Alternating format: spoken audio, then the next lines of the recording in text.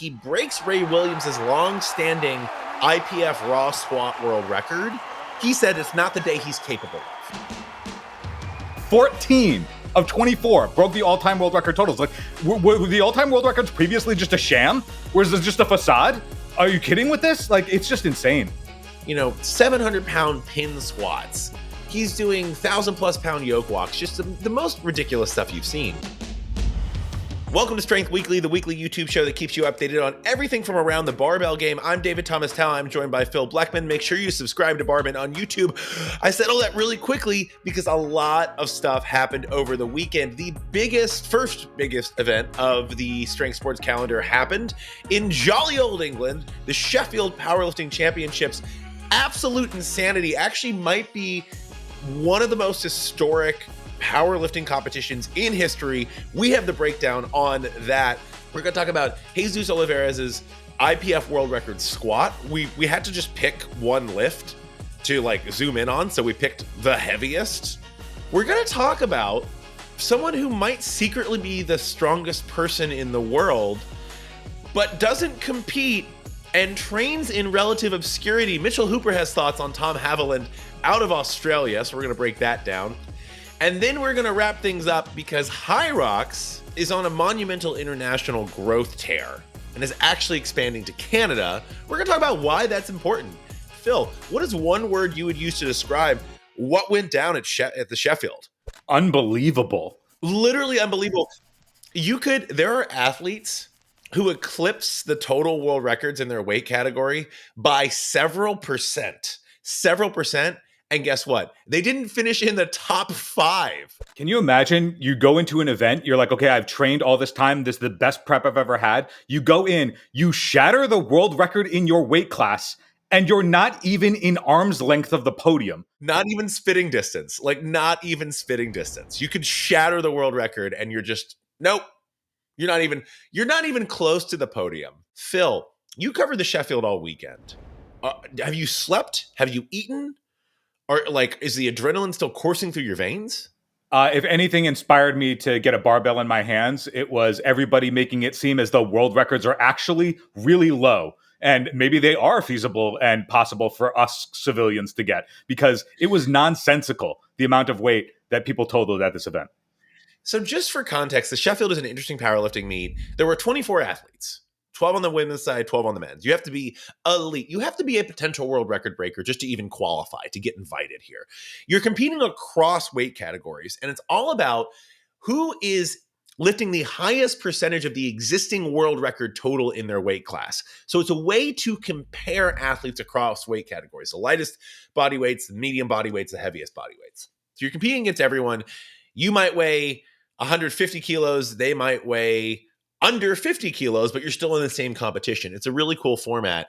It was a who's who, and more athletes eclipsed the total world record in their weight class than didn't at the Sheffield.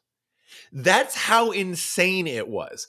Over half of the competitors beat the existing total world records in their weight category. It's unlike anything we've ever seen. And powerlifting is not a new sport, and the IPF is not a new federation in any way, shape, or form. Just want to point out the women's side was especially crazy.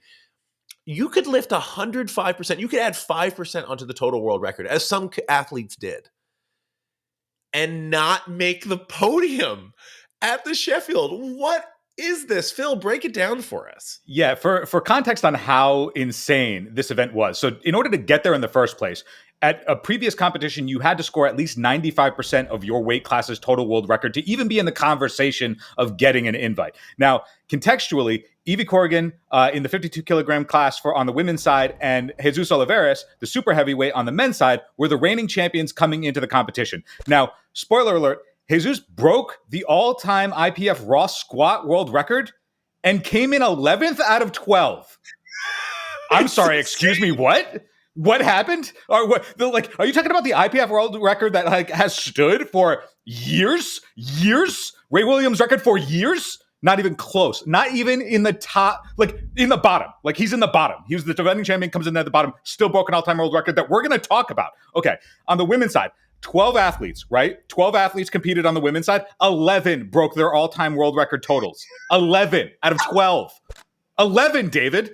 That's not real life. That's not real life. And then on the men's side, the 3 top podium finishers, the top 3 broke the all-time total world record. So out of 24 athletes, 14 of 24 broke the all-time world record totals. Like, were the all-time world records previously just a sham? Was this just a facade?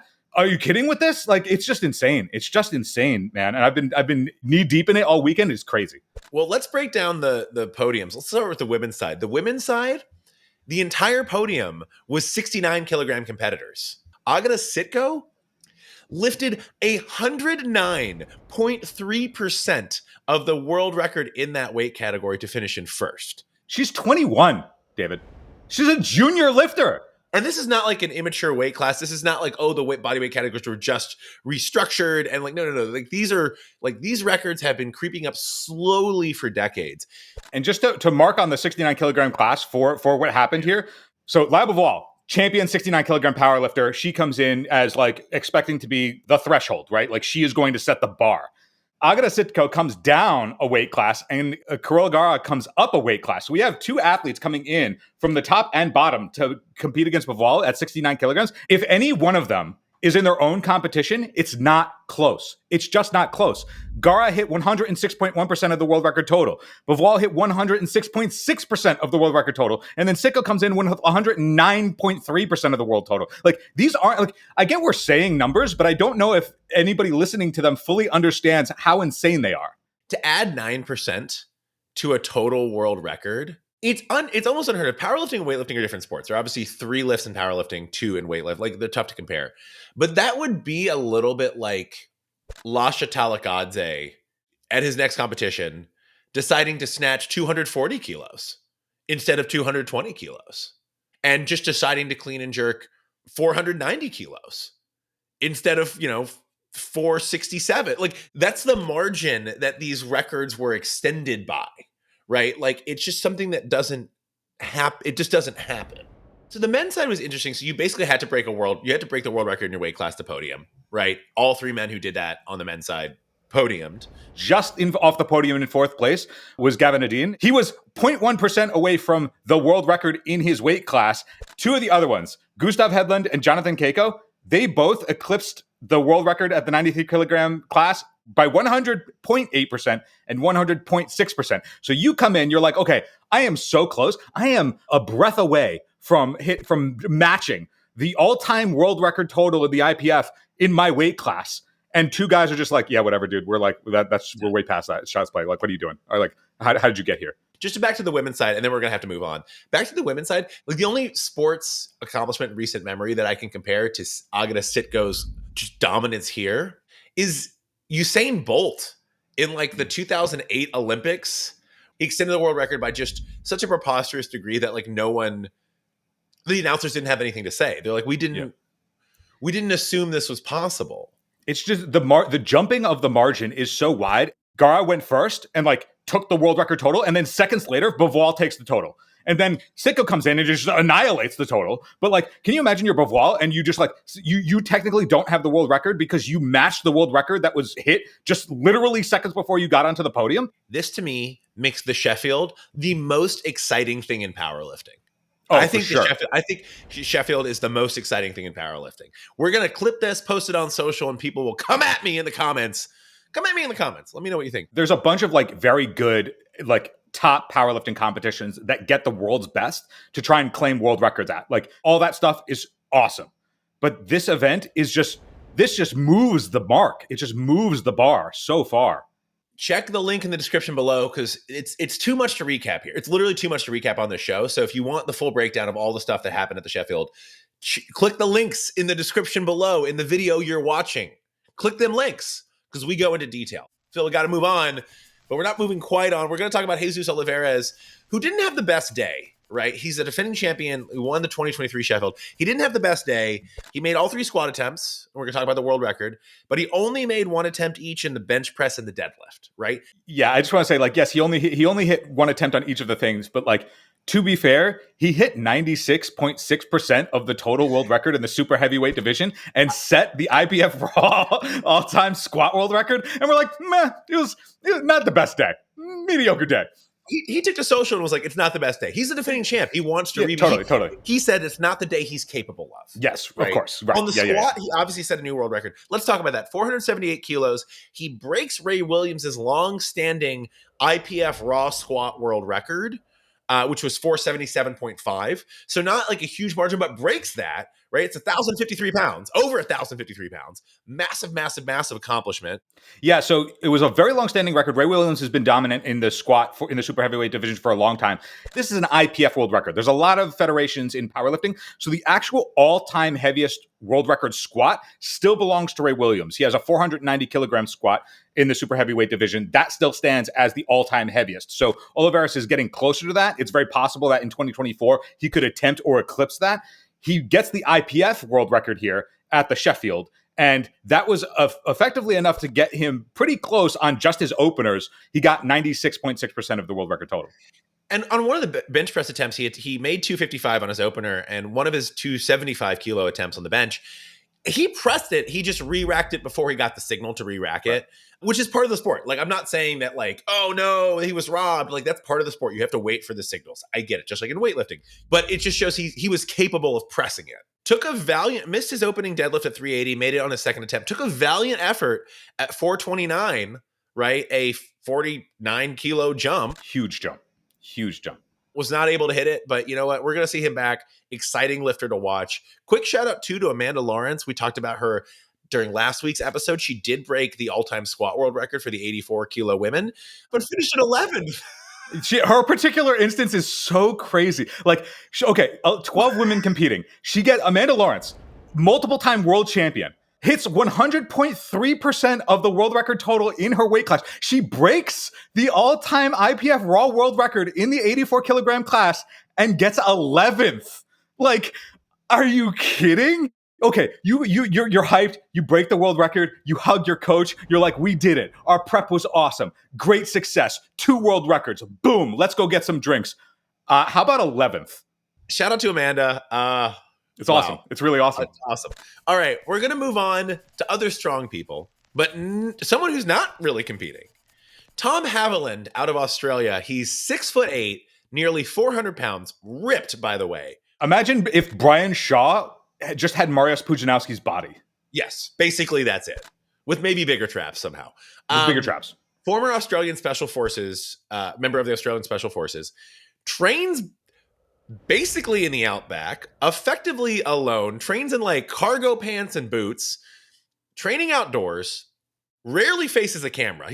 We've had very few looks at his physique or even what his face looks like. He posts on social and he does insane things, absolutely insane things. He's been on our radar for a while. And then Joe Rogan highlights him fairly recently on the Joe Rogan Experience and is like, is this guy the strongest person in the world secretly? Because he doesn't compete in strongman. He's like trained with people who compete, but he does not really compete. You know, he's just doing his thing. Clearly loves the training in the process, but he's doing things like 425-pound deadlift to Zercher catches. So he's like cleaning it and then catching it in a Zercher. He's doing 900+ pound deadlifts. He's doing 700-pound pin squats. He's doing 1,000+ pound yoke walks, just the most ridiculous stuff you've seen. And so Mitchell Hooper, the reigning world's strongest man, sat down, watched some of Haviland's lifts and was like, okay, head to head, who's stronger, me or him? I'm the reigning world's strongest man. Let's actually look at this, right? Let's actually analyze this a bit and compare as close as we can. Hooper broke down across 7 lifts. Now, some of them didn't really, it's tough to count. Like, there's not a max bicep curl in strongman, or it's not very common at least. And like Haviland had one. And Hooper was like, cool, I'm just going to compare his lifts with mine. And if it's tough to compare, we're going to like give a little grace on either end, right? Like, so he has Zercher carries, we have Conan's wheel. Let's compare these things. Hooper is extremely good at calibrating how he racks up against the other strongmen that he competes against at the top level. And even when I've interviewed him, and he's talking about like what his expectations are going into any given event, he's very clear-headed on, I am capable of this amount, and I know all of the other athletes around me are capable of this amount. And so I can expect to get first place here, second place here, a bronze finish here. He's very, very good at that. His assessment is one of the sharpest in the game. So him coming and looking at Haviland and going, this guy actually is just like on par for a lot of the stuff of where I am, and I'm currently the best in the world. the majority of the events that he was tracking against each other, there were toss-ups. And so now we're all like, if they actually competed against each other, now, granted, these are training lifts versus in competition lifts. There is competition is a two-edged sword, double-edged sword. Some people perform better in competition, right? Some people perform better because the crowd gets them pumped. Like they perform better in competition. Some people perform worse, and then sometimes it's hit or miss. It depends. Like sometimes you have to travel for competition. You might be eating different food, be on a different sleep schedule. I also want to point out strongman's an interesting sport. It's highly specialized, and strongman's very stop and go. And for a lot of these competitions, especially World's Strongest Man, you're having to warm up, cool down, and then warm back up, sometimes even for the same event, because the heats take so long.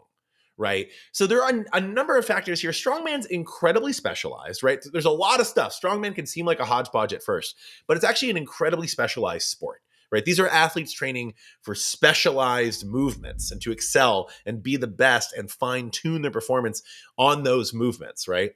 So all that to say, like, there's a difference here. We're not even comparing apples to oranges. We're comparing apples to desk chairs, right? Mm-hmm. But you know one thing I love about Mitchell Hooper? He has fun as his reign as World's Strongest Man has been fun.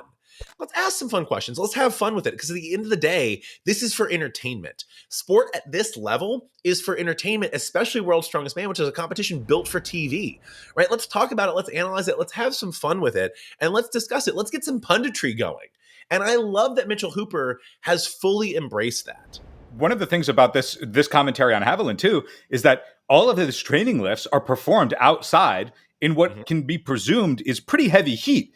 And one of the mainstay markers of the World's Strongest Man competition is that it takes place in excessively hot environments. As somebody who's covered the World's Strongest Man live for several years now, it is hot. Like, it is not a good environment for like the heaviest athletes to be lifting the heaviest things. So if Haviland is also like really comfortable in that kind of lifting heavy in that kind of environment, that also is suggestive that like if he actually like qualified and traveled to Myrtle Beach, you know, maybe he's running with the best of them. Maybe. It's a cool what if. And I just want to say one thing I really love about the pro strongman scene, it's a tight-knit community. Now, some athletes beef, right? There are some, don't want to say blood feuds, right? But it's not all love all the time, but it's a lot of love a lot of the time. It's a lot of love. Right? And it's a really fun community, and they talk about lifting each other up. Right? Supporting each other through hard times, through difficult personal times, right? They're like, you know, if I'm going through something difficult personally, the first people to reach out and help are my competitors. It's a really cool environment. It's a really cool community of giant, massively strong people. And in a way, this is Hooper kind of like extending a little branch and saying, hey, Tom, if you're ever interested, I'd kind of love to have you join this merry band of giant misfits. There's a tinge of that to what Hooper is saying. And it's honestly really heartwarming. It's like really, I was like, there are a few times through Hooper's video, I was like, oh, he's saying that he's kind of opening an invitation and saying, Tom, like, if you want to be one of us, like, open arms, man. We'd love to have you push us. We'd love to have you take some titles. Right. And there's something really wonderful about that I think is often semi-unique to the strength community. So shout out to the strongman community for actually exhibiting a lot of love and a lot of welcoming there. Well, we're going to move on to a different sport, a newer sport founded in 2017 in Germany. HYROX has grown massively in popularity, even though it's the same thing kind of over and over again, which could be a benefit, could be a downside. We'll discuss that. Is now expanding to Canada. Phil, HYROX consists of a 1 kilometer run and then a functional fitness station, and there are different ones.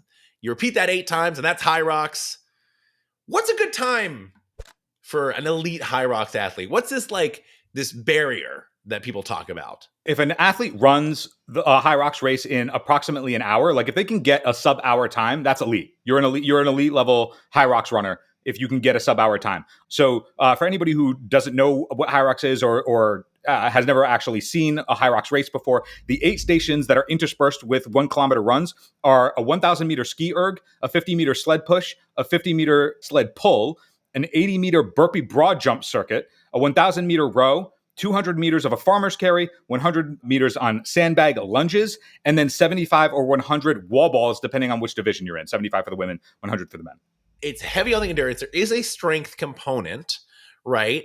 Because going to failure on the movements means you're out. You're basically not competing, right? You basically need to do these movements pretty much unbroken. Is what it's what you're looking at, but a heavy bias on the endurance component. We've seen HYROX siphon off some athletes from the CrossFit world who are focusing more specifically on HYROX now.